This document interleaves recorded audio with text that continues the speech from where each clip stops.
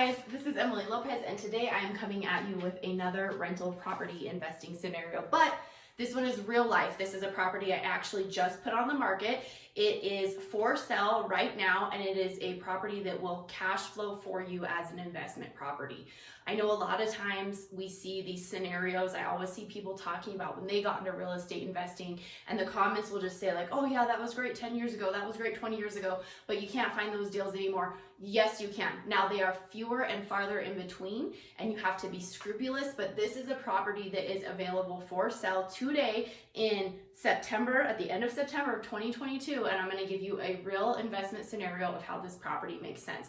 So this property is a duplex, which means it has 2 units on one property, and there are separate utility meters for each property. The really nice thing about that is you have each tenant put the utilities in their name, and you don't have to worry about who used what, who's going to pay for what, how you need to factor that in your lease. That is an optimal situation for an investment property. So that is awesome. So we're going to get into the scenario of this property that's on the market today. But before I start, I want to tell you guys to please, of course, subscribe to this channel if you're not subscribed already.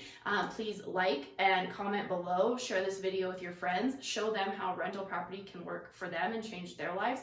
Spread the word, because this is awesome. Like, there's so many things you can do with investment property and people don't know what's available to them. So please share this with your loved ones. So let's go ahead and get into it now that you are subscribed and you shared this video. This property is on the market right now. Like I said, this is a real thing. It is listed at $229,000. So for this scenario, we're going to assume that we're paying full price for the property, because today, things, if they're priced appropriately, which this house is, they're not really going for much under, and a lot of times they're going above. I just had a situation where I had a client put a bid on an investment property, and it was crazy how high it went. So if you can get this for $229,000, which is an awesome deal, and you put 20% down, 20% down is going to be $45,800. And you're going to pay your own closing costs and prepaids, because it's going to make your offer more attractive. $5,000 in our market for a $229,000 purchase price, that's a good deal. That's something that's reasonable. There's some online lenders that are more expensive. They're going to charge you more, but in my market, if somebody used a local mortgage lender, $5,000 would cover their closing costs. So you're going to factor in that that's your investment on this property that you have to have upfront as an investor. So if you put that much down, your principal, now principal means that's what your actual loan amount is. Your principal equals, that's going to be $183,000, well, $183,200. Your interest rate is going to be about 5.5% because they're not great right now.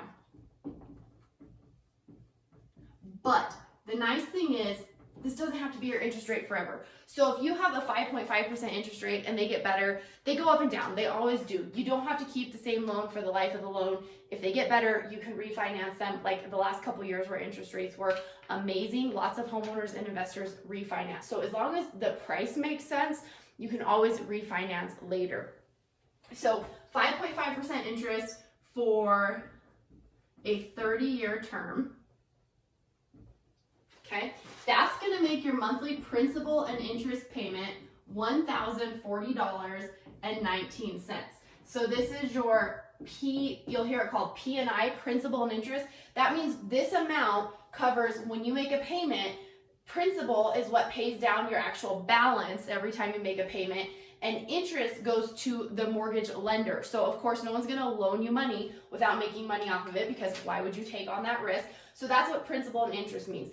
This is really important to understand how your monthly payment breaks down, and I have another video on that I can link at the end of this video. But I've met with people before, and I've gone and asked them, hey, how much do you owe on your house, when we start figuring out if they're in a tight spot, what their situation is. And I've had people tell me, well, my monthly payment's $1,200 a month, so, and I've had it for 5 years, so 12 times 1,200 times 5, that's how much I paid off. They don't understand that your monthly payment doesn't all go towards paying down your principal balance. It goes to your principal, your interest, and your taxes and insurance. So your insurance on this property, I'm guessing is going to be about $900 a year. So a month, that's going to be about $75 a month.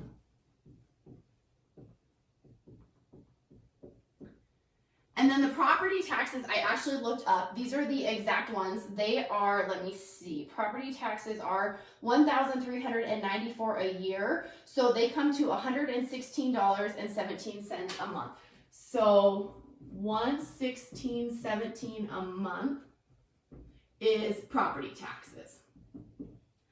So altogether, these things, principal, interest, insurance, and your property taxes make up your monthly payment, which is going to be $1,231.36 a month.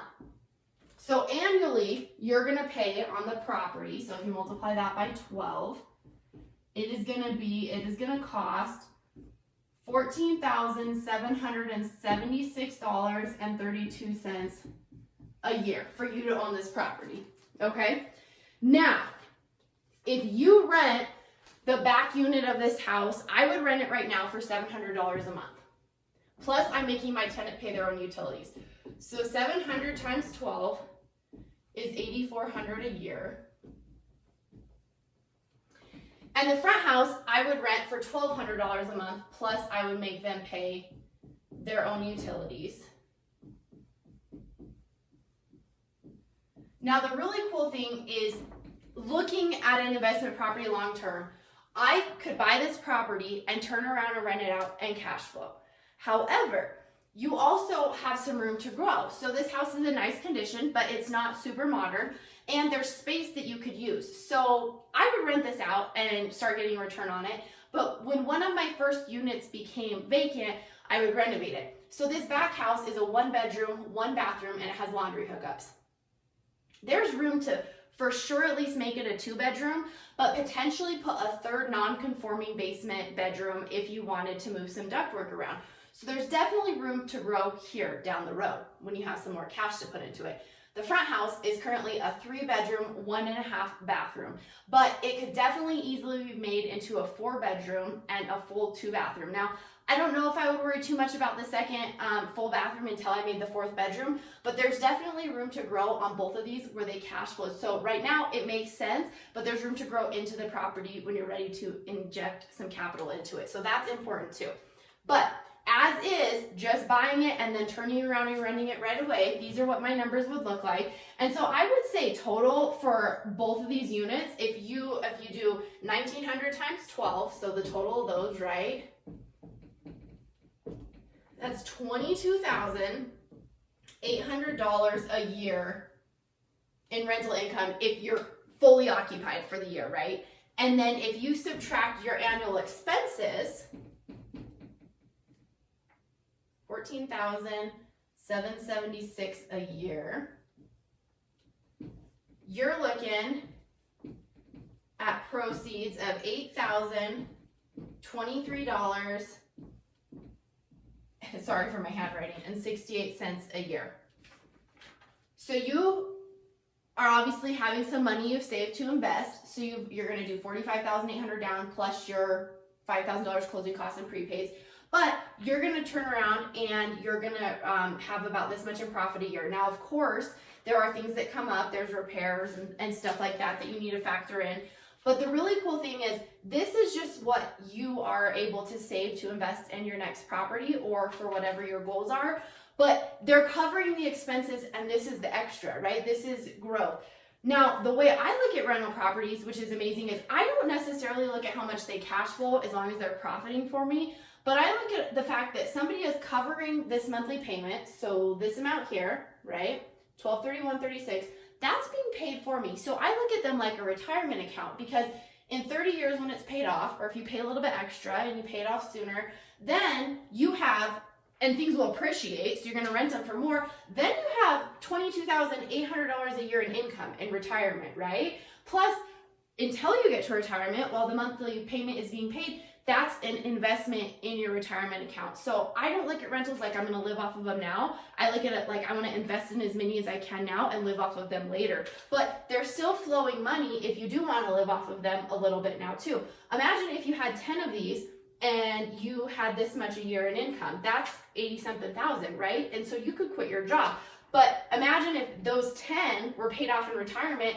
10 times 22,800, that's a pretty big number. So you got to start looking at it as a right now investment. Of course, it has to cash flow and make sense, but it's also a later retirement investment strategy too. So this is a real active property on the market, available for sale in 2022. They still exist. It's still happening. It's still an option for you. So this is a great one. I think it's going to go quick, but rental property, again, as you can see, is a beautiful, wonderful investment. So I hope this was helpful. Let me know what questions you have. Again, if you haven't subscribed yet, please hit that subscribe button. You can follow me here on YouTube. You can follow me on Instagram at emily.a.lopez. You can see some of the rental properties and flips that I'm working on and learn some cool DIY skills so you can work on your own properties and save money. Have a beautiful day, and I will see you guys later.